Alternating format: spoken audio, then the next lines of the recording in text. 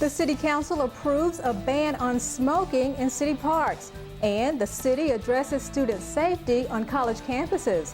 That and more next on City Talk.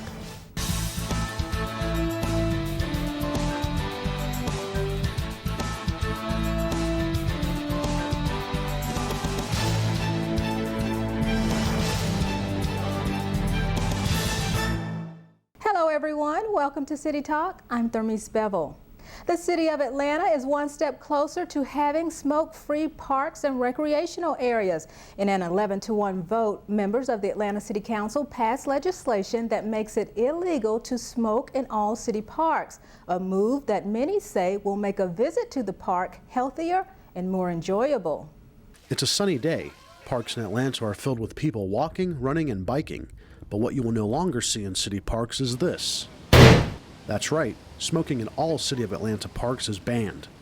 The City Council overwhelmingly passed legislation that makes smoking in city parks against the law. When I go to a park, I don't want to be involved with folks smoking in parks. I don't want to see our kids involved with that. Councilmember Joy Shepard and her colleague Alex Wan sponsored the smoking ban. Parks should be a place where we go and we really just enjoy ourselves, become reinvigorated. And many residents agree. I think it's a great thing. I mean, I think that that's not really something I want to be smelling when I'm out in nature. You know, like you walk past a big puff of it and it's just, you know, I think it's great. And for, you know, having the kids and stuff, I won't have to worry about it either, so. We have a lot of greenery in terms of trees, and some of our parks are just magnificent. Doug Voss is Director of Parks for the City of Atlanta. We were already moving towards limiting smoking on certain areas of the parks, playgrounds. We already don't allow smoking in pools. We have a new skate park, athletic fields. From a parks perspective, from a maintenance perspective, ours is all about trying to be best in class. And that means in terms of how we maintain a park, cigarette butts have traditionally been a huge problem for litter. We want our parks to look exceptional. And so for us, it's a huge maintenance issue. And for City Council member Joy Shepard, it's all about our health. You know, people are getting cancer, diabetes, heart disease. All of this is a result of smoking. We're not saying banning smoking on the streets of Atlanta. We're saying that in the parks, specifically, in the city of Atlanta have these beautiful parks, beautiful green space, that people should have a right to be healthy in the parks. I'm with it 100%. The mayor is expected to sign off on the smoking ban legislation, and when he does, lighting up in city parks will be illegal. Councilwoman Felicia Moore spoke out against using bull hooks on circus elephants. Moore wants the city to ban the use of bull hooks on elephants within the city of Atlanta. One thing I can say, I found many examples of how it is abusive to the animals. I found very little or any examples, as a matter of fact, no examples on how the circus uses the bull hooks, and they're not abusive to the elephants. Animal rights advocates have a mobile billboard that will make stops throughout the city in coming weeks to sign up residents who support the proposal. City Council President Cesar Mitchell encourages investment in the nation of Haiti. Mitchell joined more than 100 business leaders at a recent conference to look at economic development and trade possibilities. President Mitchell and several Atlanta business leaders visited Haiti earlier this year to explore business opportunities. Haiti's on the move. We're glad here in Atlanta to have them here, to host them here.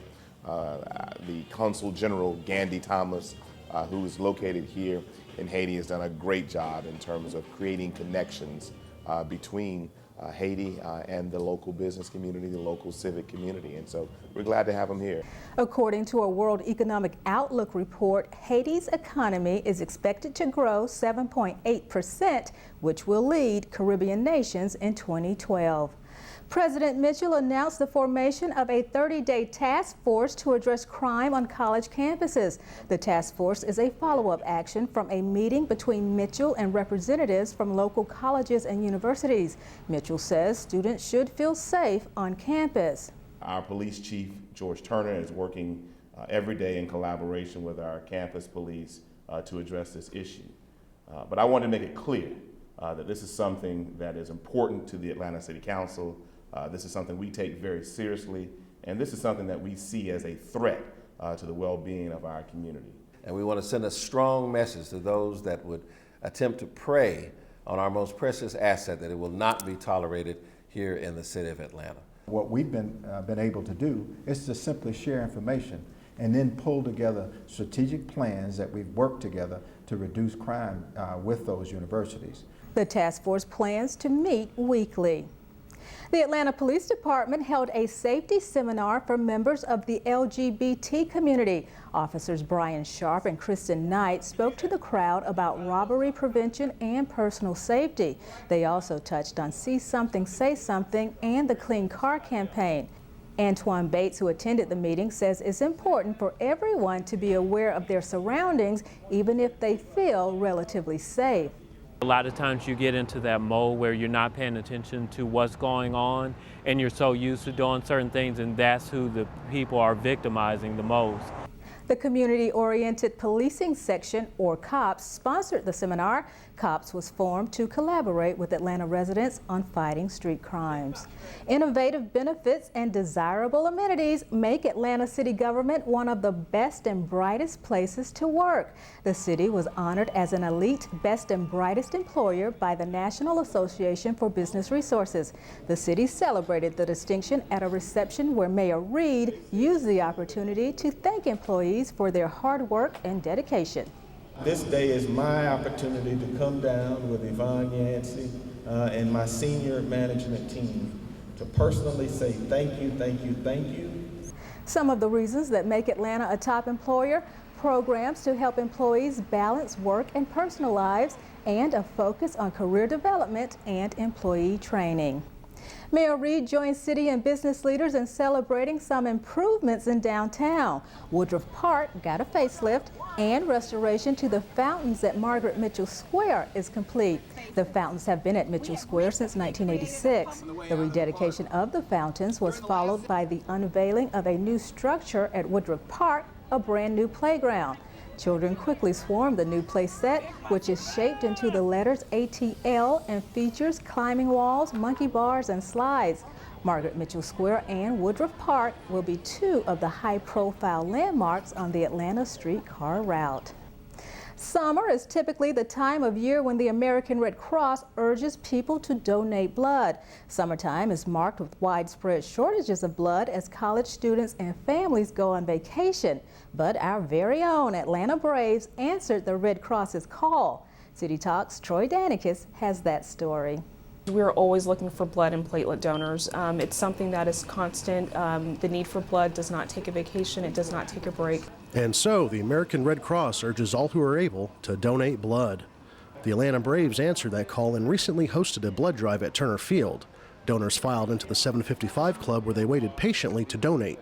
Kristen Stansel says that donations usually lag during the summer months when everyone from high school students to working adults go on holiday. Students alone account for 20% of all blood drive donors. That includes both high school and college students. It's convenient. They don't necessarily have to get in a car and drive to a blood drive. We'll schedule time for them to come in and they can work it around their schedule. And, it's just very flexible. You don't have to go anywhere else. It's just we bring the blood drive to you. But one group in particular that the Red Cross wants to see more often is minorities. African Americans and Hispanics possess the critical blood types that are so needed by the American Red Cross to quickly save lives, that being the O blood type. Donors with the O blood type are commonly known as universal donors, and their blood is like gold to the Red Cross. No, not because the Red Cross is a cabal of attention-starved teenage vampires with a penchant for brooding. It's because that precious plasma can be used to treat patients with all blood types. And even if you aren't a minority, the Red Cross will still be happy to see you come through their doors because the biggest benefit is knowing you're going to make the difference for someone else in a big way. For CityTalk, I'm Troy Danicus.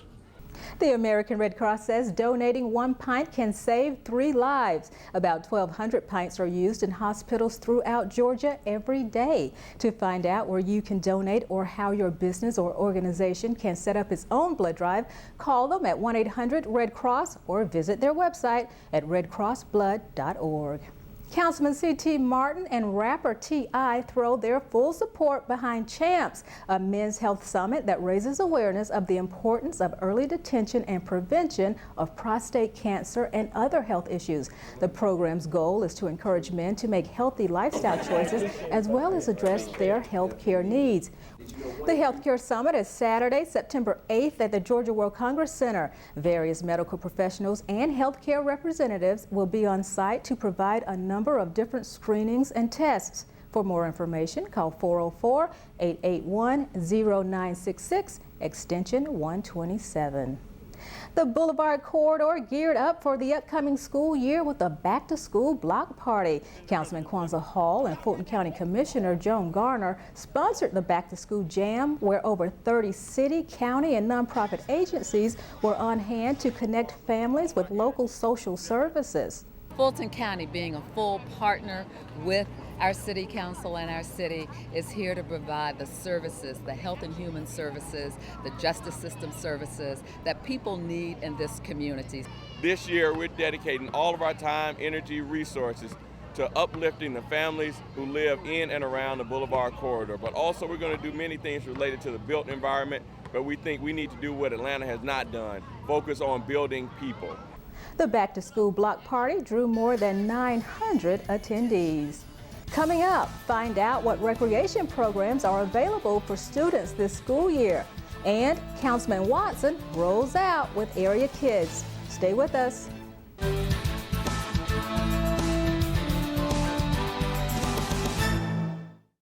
We have Rodney Close with us today from the Office of Recreation and Youth Development. Thank you so much for being here. Thank you.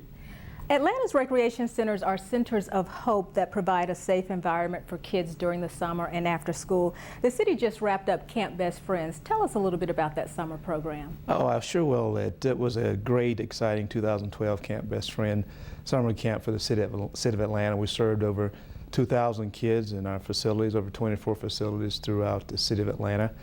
It was a great way to engage in that summer learning loss, where we had a lot of fun and exciting things going on in the area of educational, healthy wellness, community engagement, character development, as well as our aquatics program. But a great summer. Now that it's back to school time, what academic programs are available to help students once school is back in session? Well, I tell you, we're in the process of getting ready to ramp up a fall program, which is our after-school program, which is very big and very detrimental to the success of our kids. As I mentioned earlier with Camp Best Friend, our primary focus area is educational, healthy wellness, character and community development, as well as the component of technology.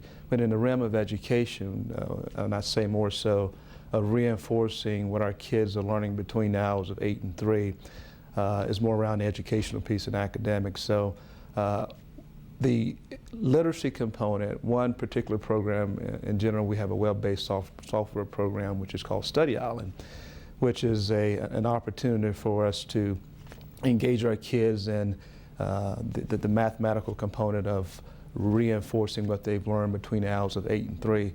What it gives us the opportunity to do is assess our kids between ages of K through 8, where they are on a reading level as far as a mathematical level. And then we're able to assess that data, and if our kids are having trouble in fractions, a group of kids, we get an opportunity to have some high yield engaging learning activities with that core group of kids to kind of help them learn the nuances of how to engage in fractions.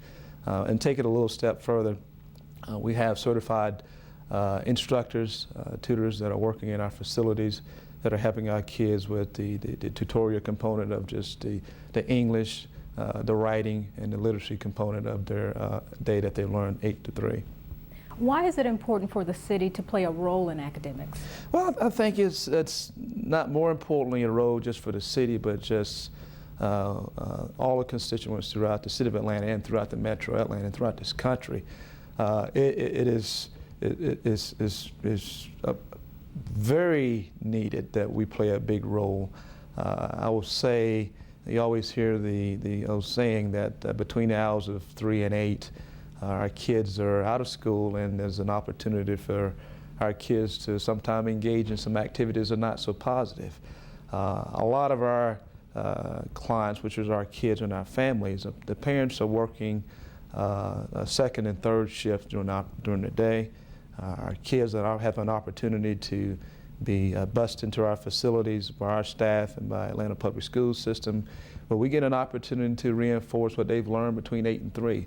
Because I tell you, 99.9% of the time when our kids leave our facilities in the afternoon around 6 or 7 o'clock, if we do not play a role in making sure that we're helping them with their homework and tutoring in the academic arena, most of the time they won't get it because the parents are working to make ends meet at home, and we have to fill that void. So we feel the need to step up to the plate and make it happen and make sure our kids are prepared for the next day.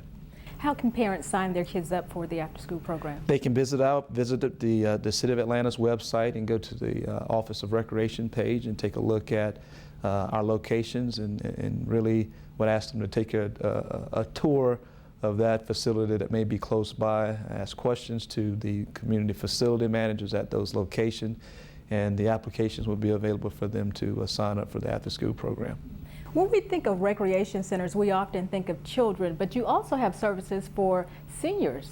Yes, I tell you, we have a huge program for seniors and at several of our locations throughout the City of Atlanta, and it's a variety of opportunities from arts and crafts over by Butler Street location to the aquatics component of it, to taking field trips throughout the City of Atlanta and even some trips outside of the city. But it gives them an opportunity to engage in activities similar to, and I say what our youth are engaging around educational programs, technology programs, health and wellness programs. And I'll tell you more importantly, what they really have been engaged with is the arts component of throughout the day. But it's huge. It's one of our key initiatives and driving opportunities for citywide seniors, and we thoroughly enjoy it, and they enjoy being a part of our programs. Reopening the rec center was very important to this administration, and it's good to see you all are doing so well. Thank you. Thank you. Rodney Close, thank you so much. Thank you. When we come back, a unique doll collection that teaches Black history, and the Summer Hoops Tour stopped in the Old Fourth Ward. Back in a moment. Atlantans commemorated the 148th anniversary of the Battle of Atlanta. The battle took place largely in District 5 neighborhoods. It claimed numerous lives and eventually led to the burning of Atlanta by General William Sherman in 1864. From Civil War to civil rights, Atlanta has a great history and great stories to tell. Events to commemorate this part of the city's history included van tours that followed the path of the Battle of Atlanta, special tours of Cyclorama and Oakland Cemetery, a 5K run, and several other events throughout the city. Things got a little peachy over in East Atlanta, where they rallied around Georgia's favorite fruit for the 3rd annual Peachapalooza. It was a cook-off of all things peaches, with proceeds going to the Eastlake Schools Coalition. The donation is one of the ways the Eastlake Farmers Market is working to strengthen the connection between the community and its schools. The Peachapalooza was part of a 3-day Peach Jam celebration. Councilman Aaron Watson and a group of youngsters rode out on a bike ride to local gardens. The trip was part of an ongoing effort to encourage the community to become more active and healthier.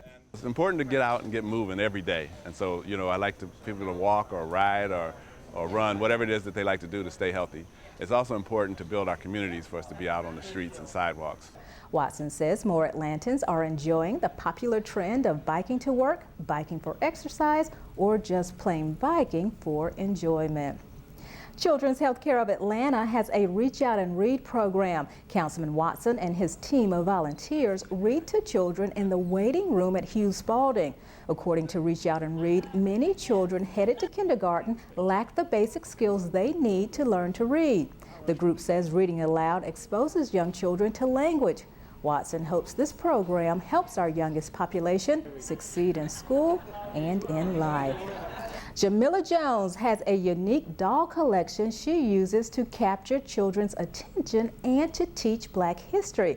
Dorian Ezzard gives us a look at this rare collection. Ms. Jones estimates to have over 200 dolls in her collection, ranging from the 1800s to present day.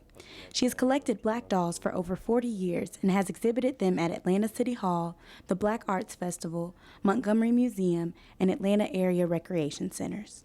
The display is grouped by age and type of dolls, and she uses each group to teach a portion of history from that time. One of her most significant sections is the Montgomery bus boycott part of the display. It includes about 60 Barbie-like dolls dressed in original 1950s-style clothing with activists such as Rosa Parks and Coretta Scott King. Everything that's important to you will be shown through the dolls in history. Ms. Jones enjoys welcoming students, especially young girls, to the display in order to use the dolls to help them develop a more positive self-image. The dolls themselves represent our history, and the dolls were a clear way to get children to understand their history and to have a better feeling about self. In addition to the number of female dolls, she made sure to include a section for the young boys that may attend the display. Ms. Jones truly feels that using the dolls helps students connect to history in a way that books can. She sees the dolls as teaching tools that visually help us explore our past. On Thursday at 1:30 p.m., she holds doll-making classes so that students may leave with a doll created in their image to love and cherish at home.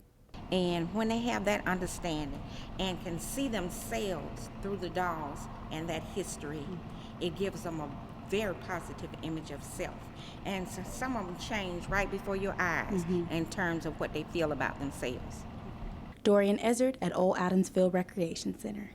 If you'd like to see the collection, you can call the Rec Center at 404-505-3142.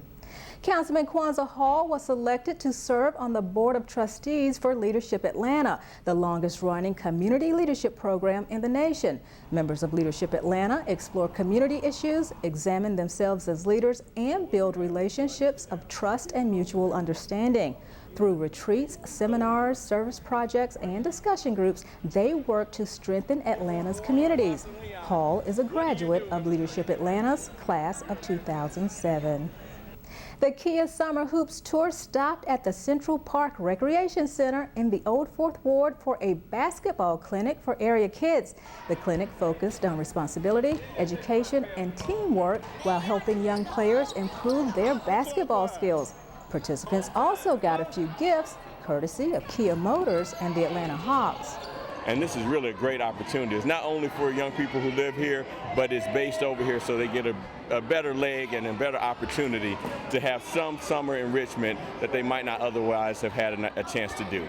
The event was part of the 2012 Year of Boulevard Initiative, which is a partnership between public and private community stakeholders aimed at improving quality of life along District 2's Boulevard corridor.